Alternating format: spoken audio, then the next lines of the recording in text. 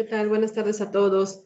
Bueno, les damos la más cordial bienvenida. Vamos a dar inicio a este webinar que se ha preparado para ustedes el día de hoy.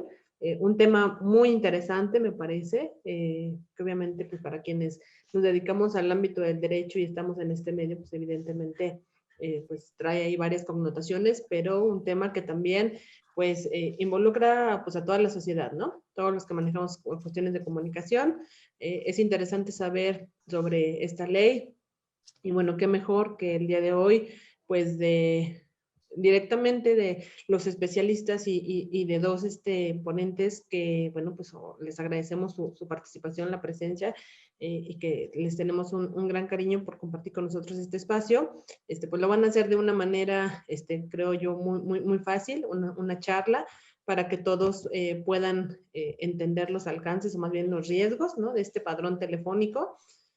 Y bueno, pues para obviamente no quitar más tiempo, solo haré una muy breve presentación, si me permite el maestro Salazar, por cuestión de atención con la maestra Dulce, pero la presentaré primero a ella.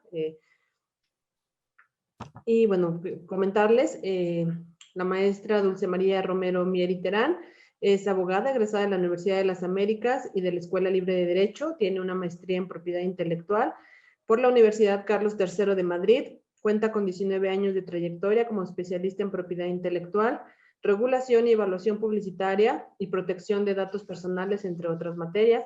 Actualmente colabora con Grupo Innova, una empresa mexicana dedicada al desarrollo y distribución de distintos productos revestidos de originalidad destinados a cubrir algunas necesidades inmediatas. Además, es profesora en la Universidad de Londres, así como también de otras universidades con la Barra Nacional de Abogados, del SEAD Institute de la Ciudad de México, impartiendo cátedras como propiedad intelectual, derecho informático y regulación del marco legal de las obras creativas. Ha colaborado en el Instituto Mexicano de Propiedad Industrial, conocido como INPI, como parte del equipo de especialistas encargados de evaluar distintas marcas y otros signos distintivos reconocidos por las leyes reguladoras de la materia en México. Constantemente apoya y asesora a distintos emprendedores y empresarios que buscan colocar sus productos en el mercado y protegerlos de manera adecuada. Muchas gracias, maestra Dulce. Encantada.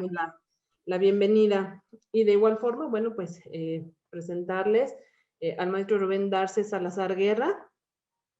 Él también abogado y especialista en Derecho Empresarial por la Facultad de Derecho de la Universidad Nacional Autónoma de México, egresado del máster en Abogacía Digital y Nuevas Tecnologías de la Universidad Salamanca, España.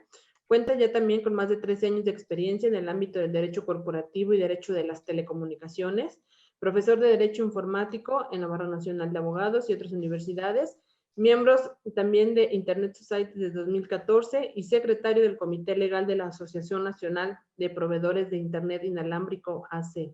Actualmente se desempeña como socio responsable de las áreas de Derecho Corporativo y Contratos en el despacho Salazar y Solís Abogados, Sociedad Civil, firma especializada en Derecho de las Telecomunicaciones y materias afines. Maestro Salazar, muchísimas gracias. También bienvenido a este espacio.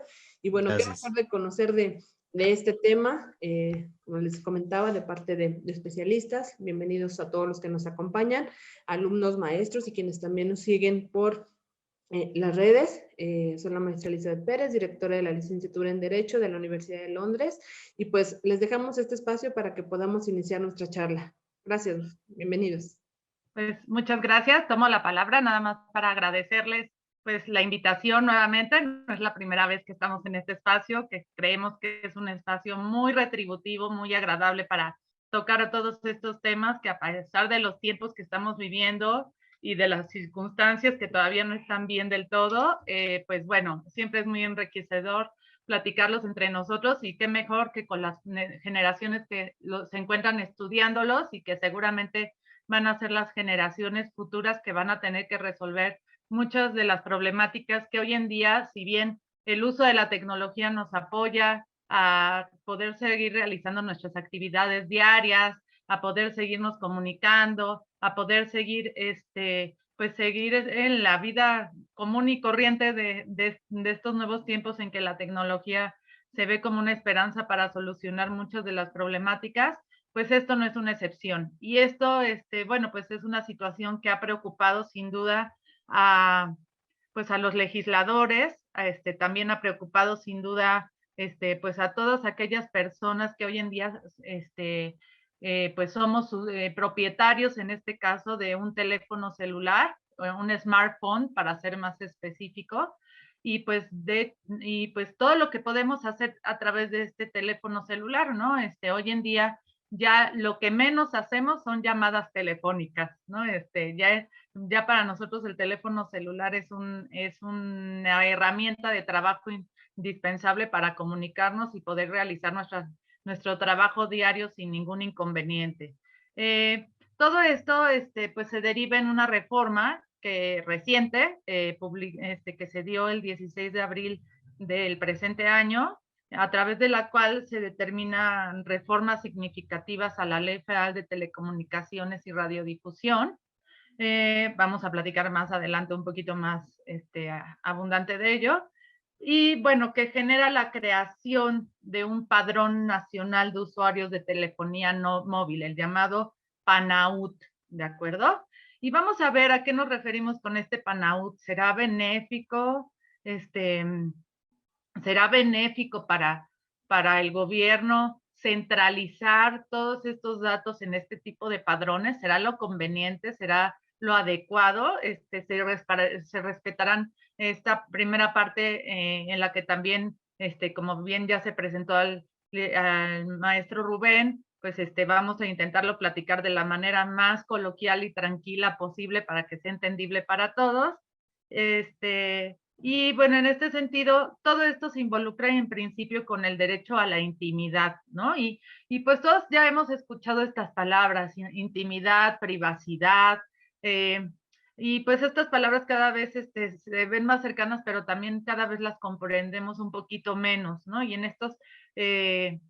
estos aspectos en los que queremos tener ese poder de decisión, ¿no? De alguna manera para poder tomar la decisión de si quiero que realmente se conozcan realmente aspectos de mi vida, ¿no? Sobre todo de mi vida privada, de mi familia, de mis pensamientos, de mis sentimientos, ¿no? Entonces, esto no es un debate solamente que se ha dado en México, ¿no? Esta es una discusión que se ha dado a nivel internacional y de hecho, pues ha habido muchos temas involucrados con estos temas, inclusive la Organización Nacional de las Naciones Unidas ha advertido sobre pues todo este derecho a la intimidad y a la privacidad, pero también vinculado con este derecho a la libertad de expresión, ¿no? Que constitucionalmente, pues sabemos que está reconocido en principio en nuestro artículo 6º constitucional y posteriormente también nadie puede ser, este artículo 6º es muy claro en que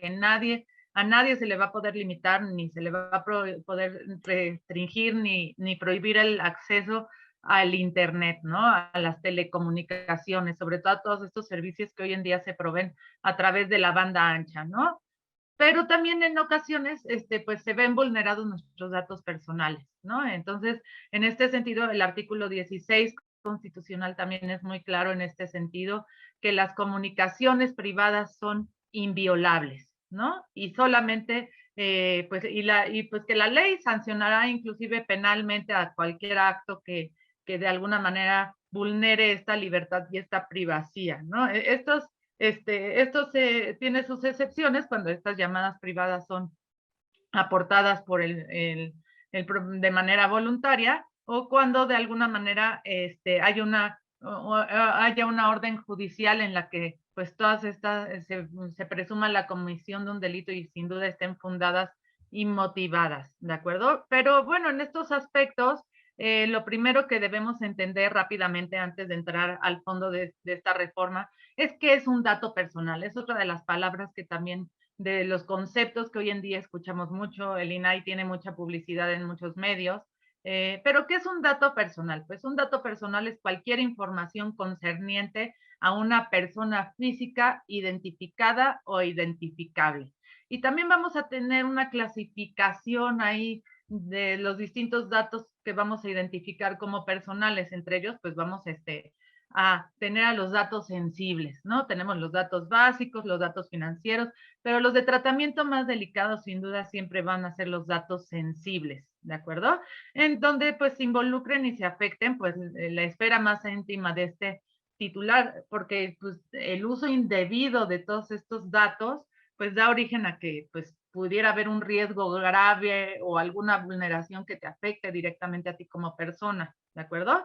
Y bueno, todos estos datos sensibles pues incluyen situaciones de origen racial, étnico, estado de salud, presente o futuro, información genética, creencias religiosas, filosóficas, morales, afiliación sindical y otras opiniones, ¿no?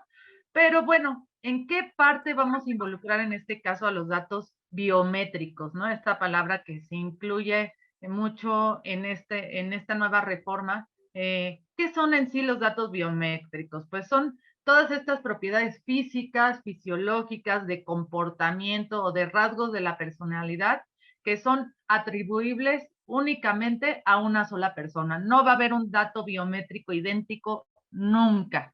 ¿Y qué ejemplos les puedo poner de datos biométricos? Pues les puedo poner como ejemplos de datos biométricos las huellas de nuestra mano, el iris de nuestro ojo, nuestro propio rostro, la retina sin duda, la estructura de las venas de nuestras manos. Inclusive dicen muchos que un dato biométrico, el ADN sin duda, pero inclusive muchas personas dicen que un dato biométrico pudiera ser hasta el tono de nuestra voz y la forma en que caminamos, ¿de acuerdo? Entonces, pues es aquí el riesgo, ¿no? Es el riesgo que vamos identificando. No podemos desconocer estadísticas y problemáticas que enfrenta nuestro propio país.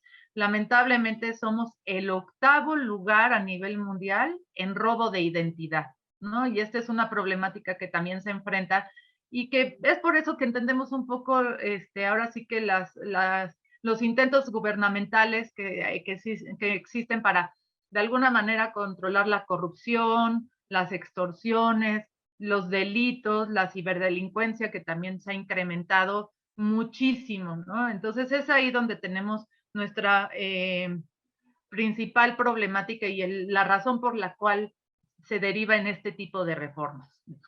¿De acuerdo? Entonces, bueno, pues no podemos hacer a un lado la situación en que identificamos que únicamente del año 2019 al año 2020, estas estadísticas son de las más recientes, hubo 40,928 robos de identidad cibernética y tradicional, y pues con ello se logró extraer pues más de 2,216,000 pesos mexicanos, ¿no? Entonces, pues vamos a abordar esta problemática de la mejor manera posible. Vamos a ver qué está pasando con esta reforma. ¿Será el mejor intento? ¿Será la mejor manera de tener el control y de alguna manera evitar que se den estas extorsiones telefónicas, que se den este robo de identidades, esta suplantación? Vamos a ver si es la mejor manera. Y de alguna manera, pues, vamos a hablar ahora sí a fondo de lo que trata esta reforma a nuestra Ley Federal de Telecomunicaciones y el porqué de las responsabilidades que atribuye. Y en este momento le doy la palabra al licenciado Rubén. Muchas gracias, Dulce. Gracias a todos los que nos acompañan a través de Zoom y a través también de las transmisiones que están haciendo en redes sociales. Gracias por abrirnos las puertas nuevamente en este espacio.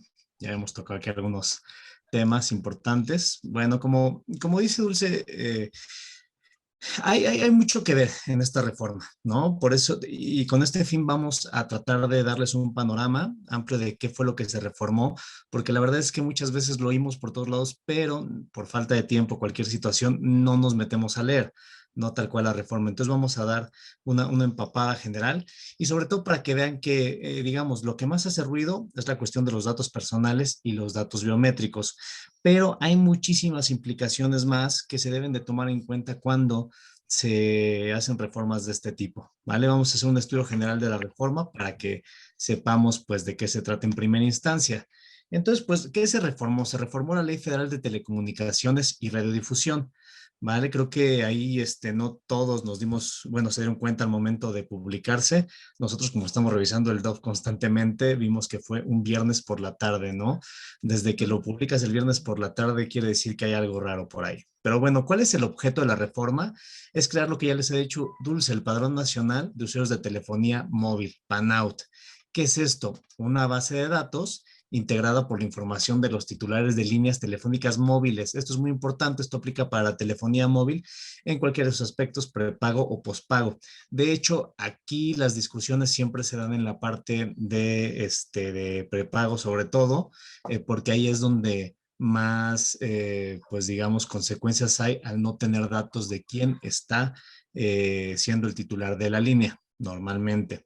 ¿Cuál es el objeto del PANAUT según lo que dice la reforma?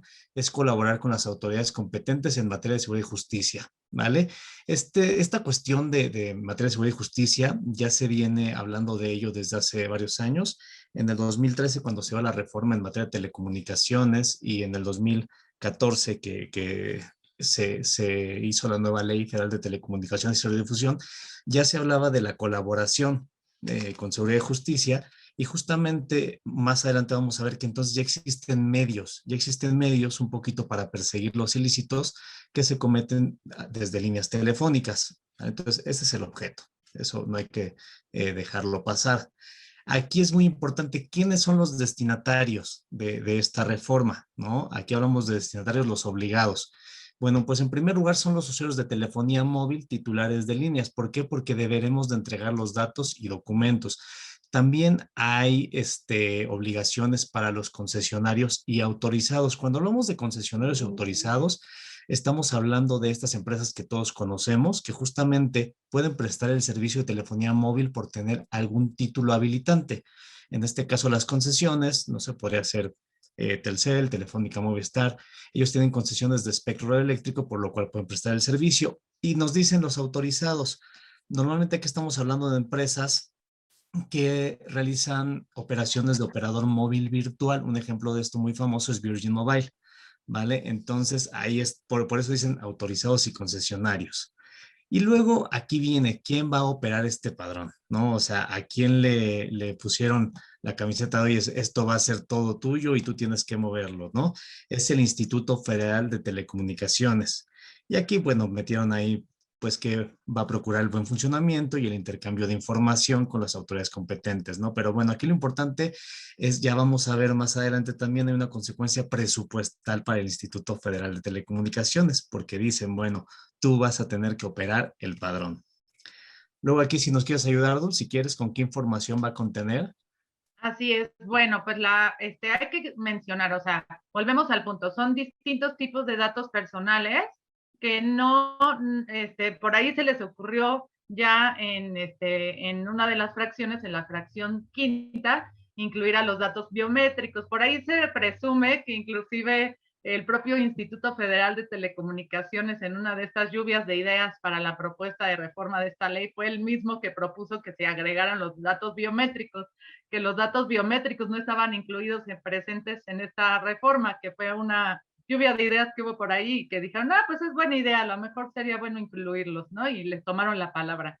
Pero bueno, en este sentido, bueno, pues los datos que ya se recababan y que hay un antecedente que platicaremos también de él, del año 2009, que es el famoso RENAUT, que seguramente ustedes recuerdan, que es este Registro Nacional de Usuarios de Telefonía Móvil, que pues ahora sí que se decretó y se publicó en el gobierno del presidente Felipe Calderón. Ya proponía un tipo de estrategia de organizar un padrón, pero no tenía estos alcances, ¿no? No tenía estos alcances de llegar hasta los datos biométricos. En este caso, nada más vinculaba la CURP con el número celular, ¿no? Pero bueno, en este sentido, los datos que se van a recabar hoy en día, que van a formar parte de este padrón, pues son la fecha y hora de la activación de la línea telefónica de la tarjeta SIM.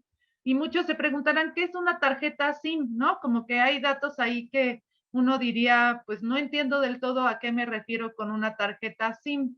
Bueno, en este sentido, podemos decir que una tarjeta SIM es el famoso chip, ¿no? Podemos decir que es un chip que concentra, pues de alguna manera, toda la información que acumula tu celular en este sentido, y que de alguna manera todos hemos visto esta tarjeta SIM, seguramente la recuerdan muy bien, ¿no? Pero bueno, en este sentido, pues esta tarjeta SIM ahora sí que recauda toda esta información de una forma oportuna, obviamente digital, y de alguna manera, pues están pidiendo ahí, a partir de qué momento se activó esta línea telefónica y esta tarjeta SIM. Obviamente también solicitan el nombre completo y ojo, aquí hay un tema muy importante, están considerando tanto a las personas físicas como a las personas morales, entonces pobre del representante legal o el empleado que traiga el celular porque ya se lo llevaron también al baile, ¿no? Entonces, la nacionalidad, el número de identificación oficial con fotografía y clave única de población del titular de la línea, y es aquí esta fracción quinta donde se incluyen a los datos biométricos del usuario, y en su caso del representante legal era lo que les comentaba este tema de las empresas, conforme a las disposiciones administrativas de carácter general que al efecto se emite el propio instituto. Estas van a tener que ser emitidas por el propio instituto en un plazo, se supone que de 180 días, ¿no? Es el término que existe, pero se supone que este padrón ya tendría que estar activo en 2 años. Vamos a ver si estos plazos también se cumplen, ¿no? El domicilio del usuario, los datos del concesionario, que también ahí volvemos al término, ¿no? Sí va a haber responsabilidad en realidad para todos estos OMB, estos operadores móviles virtuales, en realidad también tienen responsabilidad al carácter de concesionarios y de autorizados. Y este esquema de contratación de la línea telefónica móvil, ya sea pospago, prepago, y los avisos que actualicen la información a que se refiere este artículo, ¿no? Entonces, vemos que prácticamente es toda la información que trae tu celular. No sé si quieras comentar algo más, Rubén. Así es. Como dice Dul, aquí lo interesante es que al poner datos biométricos tampoco especifican cuáles, ¿no? Como ya lo dijo, pues hay muchísimos datos biométricos, entonces lo dejaron ahí, pues digamos, súper abierto. Vamos a ver más adelante que quien se va a encargar de establecer las reglas de carácter general o quien tiene la obligación es el propio Instituto Federal de Telecomunicaciones. Entonces él será el encargado de decir en su caso qué datos biométricos. Ahorita que decía Dul, a ver si se cumplen los plazos, pues yo espero que no se cumplan porque algo pase en medio, ¿no? Lo echen Sí, para atrás, que pero echen para atrás la reforma, ¿no? así es, Sí. pero bueno, entonces esta sería la información. Esta parte es muy importante. ¿Quién va a tener acceso? Y eso es lo que interesa mucho también, ¿no? O sea, ¿quién va a poder ver estos datos? La ley establece que van a ser las autoridades de seguridad y procuración de justicia. En la propia Ley Federal de Telecomunicaciones y Radiodifusión establece, pues más o menos quiénes son. Estamos hablando de procuradurías generales, en este caso fiscalías generales de los estados, de la República, ministerios públicos, etcétera, que a través de un procedimiento que se establece en la propia ley, y me imagino que también van a modificar en algún momento los lineamientos en materia de seguridad y justicia, que son lineamientos emitidos por el IFT para reglamentar todo esto que les digo, que ya hay medios, ya existen medios de colaboración entre los concesionarios autorizados y las autoridades en materia de seguridad y justicia. Entonces ahí se reglamenta, hay un procedimiento, también el Código Nacional de Procedimientos Penales existen estos procedimientos, y bueno, ahí se va a ver qué es lo que tienen que hacer para poder acceder a estos datos, pero también van a poder acceder personas físicas y morales para las líneas a las que estén asociados. Por supuesto, yo tengo que comprobar, ¿no?, que soy la persona, o tengo que acreditar la personalidad también en caso de las personas morales, y entonces se supone que yo voy a tener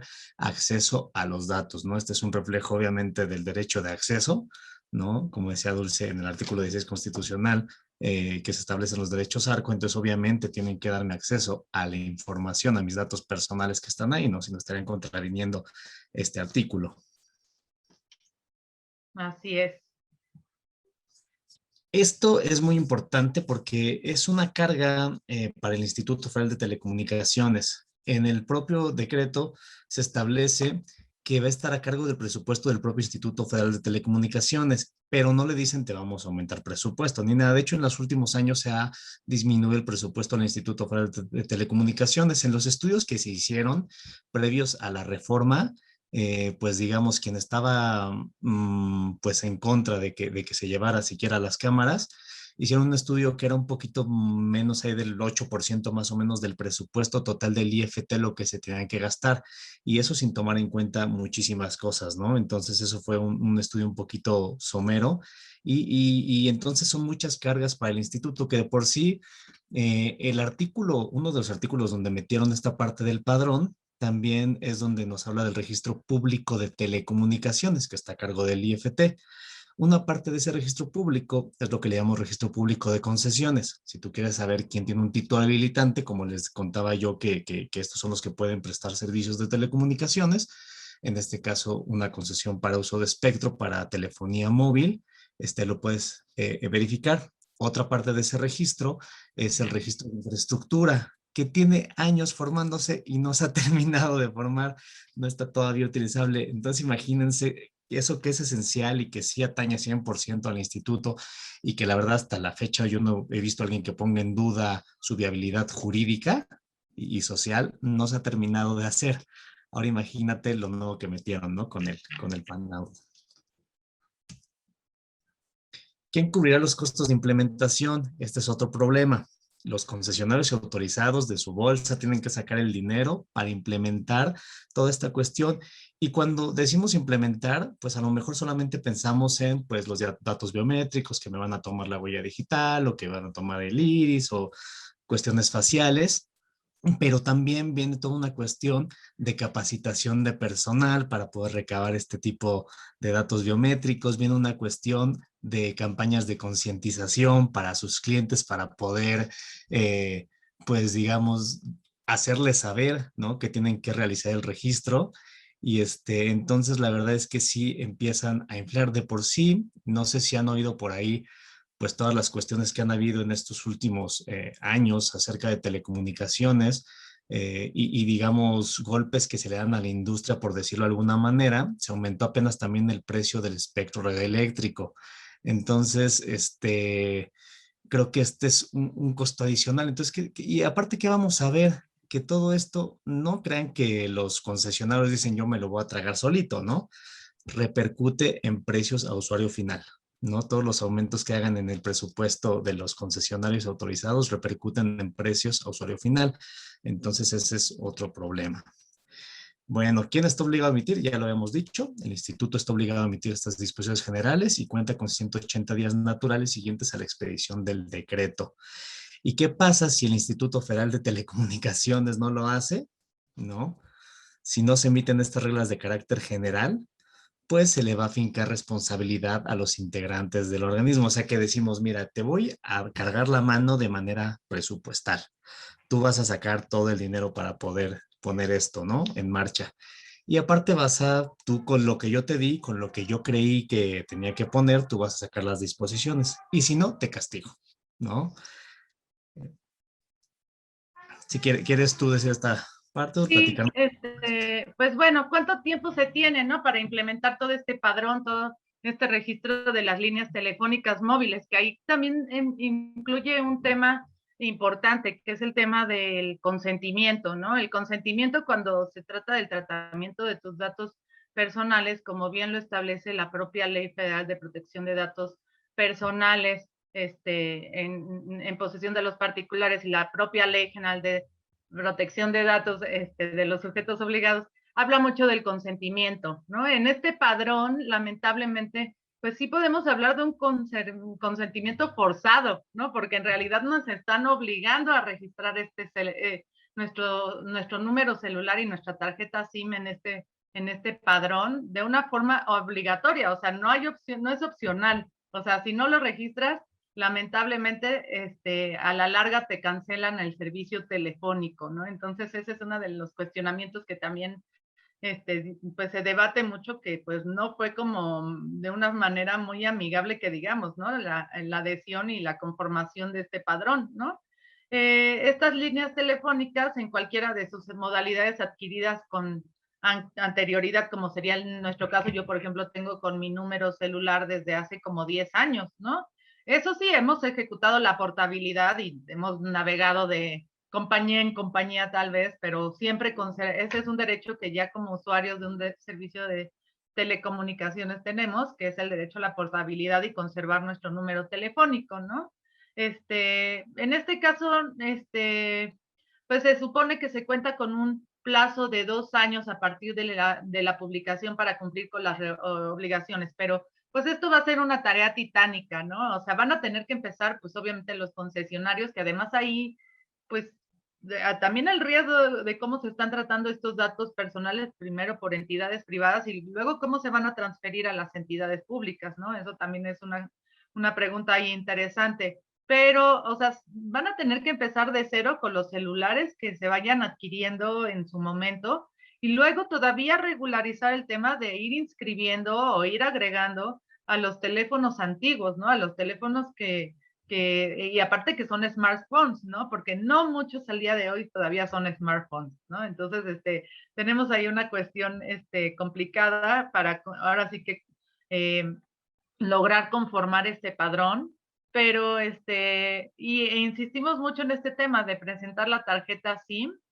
que también sabemos que ahí hay un tráfico bastante, álgido de tarjetas SIM por todos lados, y para después o sea, esta ley, digamos que en realidad a quien va a aplicar es a todos los que adquiramos un teléfono celular, a partir de la reforma y 6 meses posteriores a que se haya adquirido dicho equipo, ¿no? Pero bueno, si también platicamos de la forma en que podemos eludir la inscripción en este padrón, pues hay muchísimas formas, ¿no? Porque pues ya nuestro contacto y nuestro acceso al Internet no es solamente por el teléfono celular, ya podemos entrar, tenemos infinidad de dispositivos. Es una realidad que hoy en día es el dispositivo que más usamos. De hecho, las computadoras personales ya están un poquito más abajo en cuanto a lo mejor nosotros como abogados sí las utilizamos más, pero realmente el celular sí nos salva de la vida de muchas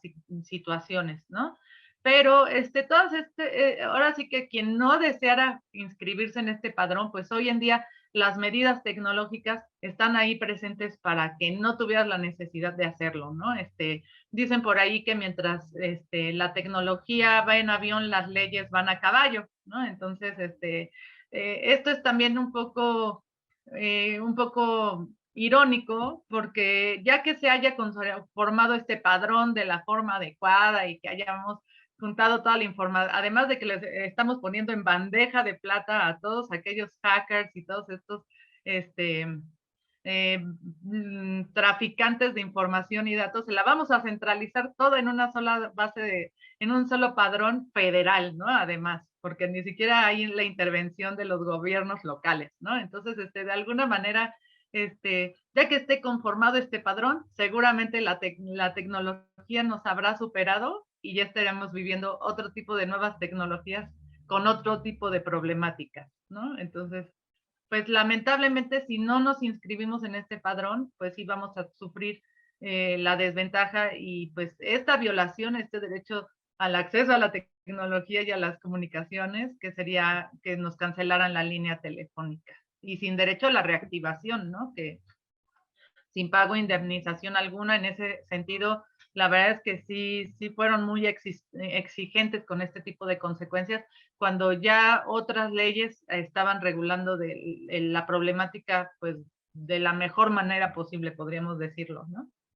Adelante, Rubén. Así es, digo, un poquito más adelante quisiera poner ahí todos las cuestiones de problemática, ¿no? Y cuál es el problema con todo esto, ¿no? Con todo lo que ya acabamos de ver de manera somera, pues que desde mi punto de vista no resuelve el problema, e incluso lo puede fomentar, ¿no? Como vieron, el objetivo pues es procuración de justicia, ¿no? Y sobre todo, ¿no? Se iban por esta cuestión de llamadas de extorsión, secuestro y algunas otras cuestiones que se utiliza la telefonía, ¿no? Realmente aquí es muy interesante que lo que pasó aquí, como ya comentó Dulce con el Renault en el 2011, de 2009 a 2011, lo ponen como ejemplo en otros países para no implementar este tipo de políticas. El propio Senado de la República, ya cuando se iba a cancelar, bueno, cuando se iba a derogar esta parte del Renault en el 2011, hizo un informe. Y en su informe lo que pasó fue que aumentó, o sea, este índice de delincuencia fue en aumento en lugar de disminuir. ¿Por qué? Porque hubo filtración de la base de datos. Y entonces, ¿qué pasa con estas cuestiones de cuál es la materia prima de los extorsionadores que utilizan telefonía prepago, que no se tiene que registrar? Pero ¿cuál es la materia prima? Los datos, ¿no? Y entonces por eso recibimos llamadas de extorsión. Algo tan simple como que nos pasó hace 3 meses a mi socia y a mí, ella fue a renovar su plan de telefonía y dio mis datos, dio los datos de su mamá y dio sus datos. A los 3 nos hablaron como en una semana con esas llamadas de soy tu mamá y cosas así, ¿no? Entonces imagínense, con esa confianza le damos los datos digo, tanto a las telefónicas como, bueno, a los concesionarios autorizados, como al propio gobierno, ¿no? Que en la parte del Renault de ahí se filtró todo. Entonces, en lugar de resolver el problema, lo que se ha visto en muchos lugares donde se ha estudiado la implementación de esto es que puede inclusive aumentar.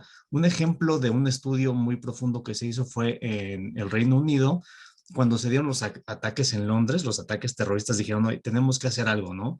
Y estudiaron la implementación, imagínense en algo tan serio, estudiaron la implementación de estos registros y dijeron, ¿sabes qué? No hay una proporción, no hay proporcionalidad entre hacer esto y que vaya a bajar la delincuencia, ¿no? O que vayan a bajar este tipo de conductas. Entonces no lo implementaron. Creo que eso es algo que faltó hacer aquí en esa cuestión. No sé, entonces, en esta parte de aumentar la delincuencia y toda esa parte en lugar de inhibirla, ¿tú qué opinas, Dol? Pues sí, lamentablemente no hemos tenido buenos resultados con este tipo de medidas. Sin duda estas bases de datos cayeron en Tepito y muchos otros mercados informales terriblemente, y pues se lucró muchísimo. Hay que recordar que estamos viviendo pues la revolución informática desde ya desde el siglo pasado, desde mediados del siglo pasado, pero hoy en día los datos son el petróleo de esta generación, ¿no? O sea, sin los datos y la información no podemos realizar todas las actividades que hoy en día realizamos, ¿no? Entonces, pues, insisto, o sea, no está mal pensado creer en que exista un padrón o crear alguna situación en la que existiera alguna identidad única, o sea, que centralizáramos ahí toda nuestra información. Inclusive hay un proyecto de SEGO, que le correspondería mucho más porque él es quien coordina al Consejo Nacional de Población. En realidad los mexicanos también es una realidad que no tenemos una identificación oficial formal, ¿no? Una identificación ciudadana. O sea, si utilizamos nuestra credencial nacional electoral, la INE o la IFE en su momento, es por azares del destino porque es la única que tiene fotografía, ¿no? Pero y hoy en día ya podemos limitar muchos de los datos personales que aparecen en ella, ¿no? Pero inclusive tenemos el apoyo del Banco Mundial para crear un padrón que realmente sea robusto, que sea eficiente, que tenga las medidas de seguridad oportunas. Aquí lo que se discute es esto, o sea, que existan las medidas de seguridad oportunas a través de las cuales se garanticen las medidas tecnológicas, las medidas humanas, las medidas técnicas, y todas estén ahí conjuntas para resguardar nuestra información de la mejor manera. Si constantemente lo que estamos haciendo con este tipo de padrones es generar bases de datos por todos lados, la del SAT, la del padrón ahora de celulares, ¿no? Este padrón nacional de usuarios de telefonía móvil. Por el otro lado, la del el Instituto Nacional Electoral, y así vamos generando bases de datos dispersas. Lo único que estamos es facilitándole la información a los extorsionadores, ¿no? Entonces, la mejor manera es sí hacerlo con medidas de seguridad oportunas. Nosotros como usuario también tenemos una responsabilidad porque por ahí nos podrían estar criticando, ¿no? Podrían decir, ay, sí, no se la quieres dar al gobierno, pero bien que a Facebook le sueltas toda tu información y a Google otro cachito, ¿no? Entonces, no, que también todo el peso de la ley caiga sobre Facebook, sobre Google, sobre quien sea, ¿no? O sea, hay una responsabilidad tanto de la iniciativa privada como del sector público de resguardar nuestros datos personales, pero inicialmente nosotros somos los responsables de manejar y resguardar esta información de la mejor manera, ¿no? Entonces, pues invitamos al gobierno, no es que desconfiemos de ellos, ¿no? Sino que todos los esfuerzos que están invirtiendo en todo esto se hagan de la forma adecuada y no le carguen trabajos innecesarios a institutos como sería el IFT, que la verdad no cuenta con la infraestructura y no cuenta con el presupuesto para administrar un padrón, como también ya lo comentó en su momento el licenciado Rubén, pues todavía los padrones y las bases de datos que tenía que administrar desde que se creó no las ha concluido, ¿no? Entonces, pues lo primero, ¿no? Vamos a dejar que vaya poco a poco organizando toda esta información que sin duda es valiosa y no atribuyéndole facultades que sin duda vemos que no van a funcionar y lo único que van a hacer es un tráfico de información impresionante, ¿no? Pero pues no sé, en este sentido, Rubén, ¿tú qué soluciones encontrarías o cuáles han sido las consecuencias desde que se publicó la ley, ¿no? Esta reforma, ¿no? Pues como tú decías, ¿no? La verdad es que aquí la cuestión es el argumento que nos dan para justificar que exista la reforma, ¿no? Y como te decía yo en la parte de mayor seguridad, pues yo como delincuente, ¿no? O sea, si pienso como ellos, pues mira, me voy a, no sé, ya todos los operadores tienen interconexión con otros operadores extranjeros, ¿no? Me compro un chip en el extranjero, o estaba leyendo un caso muy, muy simpático de un país, no me acuerdo si fue en África, pero bueno, que tiene es instaurado el registro y que inclusive ya el crimen organizado compraba empresas completas que se dedicaban a la distribución. Y entonces ya decían, bueno, pues ya mira, de aquí lo saco. Es lo que te digo, o sea, cómo darle la vuelta existe para, y más si tienes una mente delincuente, ¿no? O sea, decían en otras conversaciones, quien va a estar ahí vamos a ser todos los ciudadanos, excepto los delincuentes, ¿no? Porque no voy a ir Así. mira, me voy a venir a registrar porque quiero que tengas todos mis datos, ¿no? Entonces es otra cuestión. Aquí creo que hay puntos bien interesantes de qué se ha hablado, qué se ha dicho a partir y qué consecuencias ha habido a partir de la reforma. Pues ha habido consecuencias, como ya les dije, ¿no? Presupuestales, sociales y también jurídicas. Eh, Hay un punto muy importante que hay que tomar en cuenta cuando pensamos en cuestiones tecnológicas, digitales y de infraestructura en México, que es la brecha digital que existe. Con medidas como estas, imagínate que en un pueblo alejado donde ni siquiera les llega la información de que tienen que registrar su línea y que solamente les llega, pues digamos, la línea telefónica móvil, ¿no? A veces con 3G, ni siquiera 4G, y de repente ya no tienen servicio, porque, Así o es. sea, su único medio de acceso se les fue. ¿No? Entonces creo que no se toma tampoco en cuenta esta cuestión de la brecha digital que podría inclusive acrecentarse con este tipo de medidas, ¿no? Y creo que eso, siempre que hablemos de cuestiones digitales, siempre que hablemos de infraestructura, siempre que hablemos de telecomunicaciones, hay que sacarlo a colación porque es algo que no se ha podido combatir hasta la fecha. Existen esfuerzos para hacerlo, pero bueno, no se han podido complementar, ¿no? Y ya hablando como abogados, ¿no? Que estamos aquí, entre ellos, pues mira, hay muchas violaciones a derechos humanos, ¿no? Por parte de esta reforma. Como tú ya habías comentado, el artículo sexto, a partir del 2013 con la reforma, establece como una garantía constitucional el acceso a las tecnologías de la información y la comunicación, así como el acceso a la banda ancha y al Internet. Entonces aquí, pues ese sería uno de los problemas, ¿no? Que vemos en cuestión de derechos humanos. Y sabemos que cuando se viola un derecho humano, pues como están interrelacionados unos con los otros, pues entonces se violan más, ¿no? Podremos hablar de acceso a la información, por ejemplo, ¿no? Entonces, en este ámbito, digamos, jurídico, hay afectaciones tanto para las personas físicas, usuarios finales, como también para los propios concesionarios, ¿no? Y entonces aquí es donde se empieza a hablar de qué es lo que podemos hacer, ¿no? Y también, digamos, he tratado de buscar también ahí alguien que esté a favor Yo también. del pan-out. Y fíjate que al principio me encontraba algunas cuestiones de gente que dice, oye, ¿sabes qué? Pues es que sí lo necesitamos para la cuestión de procuración de justicia. Como yo les decía, pues ya existe esta cuestión de colaboración para localización en tiempo real, ¿no? De terminales móviles, geolocalización en tiempo real y también por cuestiones de conservación de datos. Ya existe, ya está en la Ley Federal de Telecomunicaciones y Radiodifusión, solamente que pues obviamente quien quiera acceder a eso debe de hacerlo por el medio idóneo, ¿no? Entonces, por esa parte, pues yo creo que esto ya existe, ya está ahí y ponerle un registro no creo que lo aumente. Y no sé, me parece que desincentiva. A lo mejor podríamos haber pensado en un registro, pues voluntario, ¿no? Que tenga algún incentivo detrás de, ¿no? Y eso Así es. podría ser.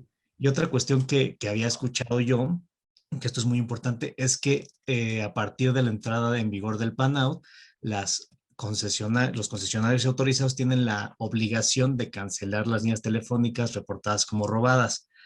Esto nada más para aclarar, no es con la entrada en vigor del PAN-OUT. Esto viene en la Ley Federal de Telecomunicaciones y Radiodifusión también desde que se expidió, ¿no? Entonces esto no es algo nuevo, no es algo que viene con. Lo que se aumentó en esos artículos fue que ahora tienes que dar también aviso al padrón, ¿no? Entonces nada más para no confundir ahí las cosas. Y bueno, me parece que hay algunas otras implicaciones jurídicas, Dul. No sé si tú, bueno, la Sí, parte. pues lamentablemente, ya, como dices, desde el punto de vista de los abogados, encontramos muchas violaciones, inclusive, pues, vemos que esto, al contrario, coloca al propietario del teléfono celular, del teléfono móvil, en una situación complicada, ¿no? Porque si, pues, primero, cualquier acto o cualquier situación que suceda con ese celular, tú eres el responsable, ¿no? Entonces, ahí el principio de presunción de inocencia, pues bien, gracias, ¿no? Porque ahora sí que desde un inicio todo lo que suceda con ese celular será tu responsabilidad, ¿no? En segundo lugar, bueno, pues si antes había un robo de celulares constante, que sabemos que se da, esto también ha sido como una crítica constante al constante robo de celulares y cómo controlarlos de una mejor manera, ¿no? Pero pues entonces ahora va a resultar peor, ¿no? Porque no solamente te van a robar el celular, te van a secuestrar probablemente, ¿no? Porque como va a estar vinculado a lo mejor algún dato biométrico, pues el rostro, o tu iris, o la huella dactilar, o que te corten un dedo, ¿no? De paso para que puedas activar el teléfono celular, ¿no? De alguna manera, o sea, podrías colocar en riesgo a los usuarios y propietarios de estos celulares, ¿no? Y posteriormente, pues también ha habido iniciativas que han intentado como de alguna manera controlar esta situación de las extorsiones y de los robos constantes de celulares. Sabemos que hay una población que sí está muy, muy cansada de que pues van en el transporte público o que deambulan por la ciudad y sufren, todos hemos sido víctimas de algún robo de nuestro celular, ¿no? Lamentablemente.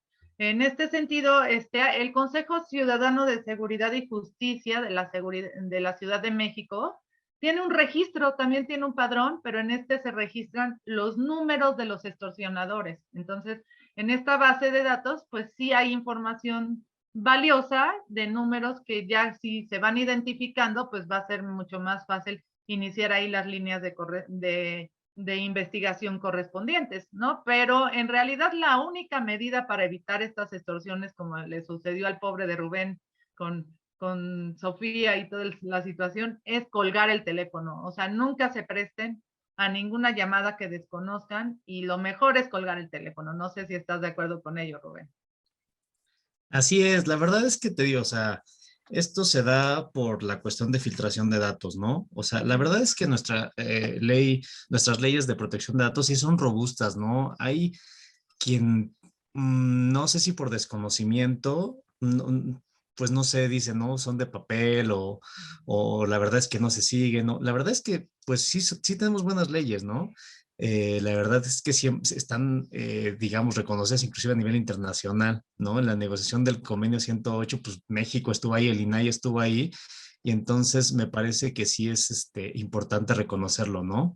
Tenemos una buena ley, pero la implementación, bueno, ahí sí ha habido multas, ha habido otras cuestiones, pero la verdad es que esto siempre se va a nivel de el eslabón más débil, ¿no? Normalmente el ser humano por ahí, cuando se automatiza todo, es cuando, pues me parece a mí que hay un poco más de seguridad. Y bueno, algo que nos preguntaban, no sé si Sí. quieras pasar esta parte es, ¿ahora qué hacemos, no? ¿Y ¿Qué ahora qué hacemos? hacemos, no? Y también las consecuencias que ha tenido la publicación de esta ley en cuanto a amparos y acciones de inconstitucionalidad, y probablemente también se van a venir muchas acciones colectivas, ¿no?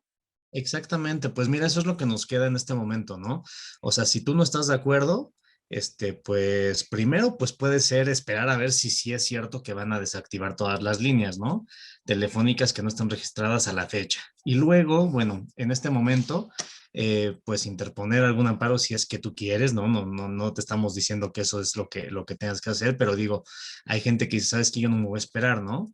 ¿Ha habido alguna controversia ahí entre si aplica o no aplica el amparo indirecto en este momento?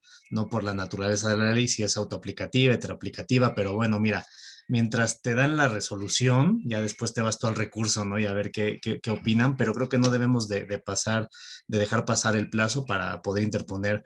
En mi caso, yo digo, bueno, a mí se me hace más fácil porque estoy más familiarizado con la parte de los amparos, ¿no? Por supuesto que ya también se iniciaron las controversias constitucionales por parte del INAI, en primer lugar, la semana pasada me parece que fue cuando ya tomaron la resolución de presentar la controversia constitucional. Y también, bueno, como dice Dulce, ¿no? También puede haber una vía ahí por la vía de acciones colectivas y que también ya hay muchas asociaciones que se están sumando. También hay despachos y asociaciones que están haciendo esta cuestión de los amparos. Hay por ahí un amparo circulando por grupos de WhatsApp. Mi socia le dice el amparo Piolín porque es como el que tu tía te manda todas las mañanas la cadenita. Entonces, le dicen Amparo Piolín. La verdad es que nosotros sí les recomendaríamos que si quieren, pues iniciar el procedimiento, pues que sí se asesoren, digo, ya sea si quieren encontrar un pro bono, si quieren acercarse a asociaciones, como ustedes gusten, ¿no? Esto les digo por la parte de usuario final. Por supuesto que también los concesionarios y los autorizados están por su parte, pues iniciando también estas cuestiones en instancias judiciales, porque la verdad es que híjole, la justificación no da. Y creo que, si no me equivoco, Dulce, esa fue el argumento de la primera suspensión, que bueno, de las primeras suspensiones que se otorgaron, justamente, ¿no? Que no se demuestra en ningún lado que el que tengas un registro, un padrón de telefonía móvil, va a disminuir la incidencia delictiva, ¿no? Que es la razón de ser, digamos, en este momento, o el argumento principal que se tiene para haber realizado la reforma. Así es, y bueno, pues vamos a ver qué tal prosperan todos estos amparos, todas estas acciones de inconstitucionalidad. Por ahí también dicen que falta la de la Comisión Nacional de Derechos Humanos. Vamos a ver si se pronuncian en algún sentido. Y pues bueno, vamos a ver el futuro de esta reforma. Pues es un intento más, ¿no? En conclusión de intentar controlar muchos de pues, los problemas de seguridad que se dan en el entorno digital, en las telecomunicaciones, pero lamentablemente no se hizo de la forma adecuada, ¿no? Se ve que sí es una reforma que se hizo muy al vapor, que se discutió poco, y como dice Rubén, ¿no? Para haberla aprobado un viernes por la tarde, de manera expedita, pues ya huele mal, ¿no? Entonces, pues vamos a ver cómo se resuelve todo este tema del padrón. Otra de las invitaciones que están haciendo es simplemente no te registres, ¿no? A ver qué hacen, ¿no? Como ciudadano, a ver cómo reacciona la propia autoridad, ¿no? Entonces, pues vamos a ver poco a poco cómo van reaccionando y si pues no sufre la misma triste historia que en su momento sufrió el Renault